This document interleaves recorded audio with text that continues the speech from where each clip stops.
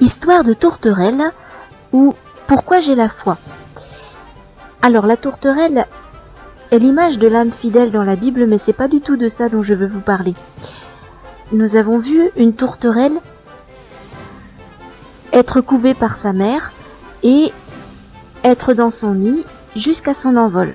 Nous avons quelques images, mais c'est très difficile, quoique elle était très près, à 1 mètre. Nous étions tout près pour pouvoir la regarder. Ce n'était pas si évident à voir, mais à prendre en photo ou en vidéo, c'était beaucoup plus difficile. Ce n'est pas si fou que ça, une tourterelle.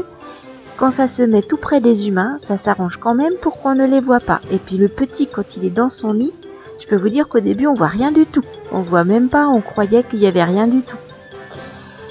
Donc ça sait bien se cacher. Et ce qui est incroyable, c'est que tout ça, c'est par instinct. Et alors, d'où vient l'instinct des animaux? Question à beaucoup d'argent, parce que allez pour répondre. Eh bien, moi, je vous dis, l'instinct des animaux vient de Dieu qui les a créés. On ne peut pas trouver d'autres réponses. Et on peut observer toujours l'instinct des animaux. Et ça ne peut pas être eux qui ont l'intelligence de se donner cet instinct. Vous observerez et vous réfléchirez. Voilà ce que je peux vous dire. Moi, j'ai cru que Dieu existe quand j'ai vu un pigeon en train de faire son nid. Il était sur un arbre. Il marchait. Vous voyez comment marche un pigeon? Comment regarde un pigeon?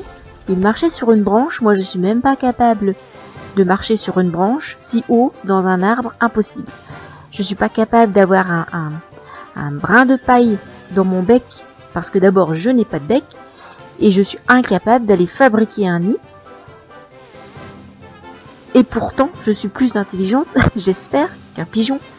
Et bien voilà, aussi bête qu'un pigeon puisse paraître, il était capable, pour pas dire autre chose, il était capable d'aller faire un nid en marchant sur cette branche tout en haut d'un arbre, avec un brin de paille dans son bec. Et je vous le demande encore une fois, qui lui a donné l'instinct? Et la seule réponse possible, c'est Dieu.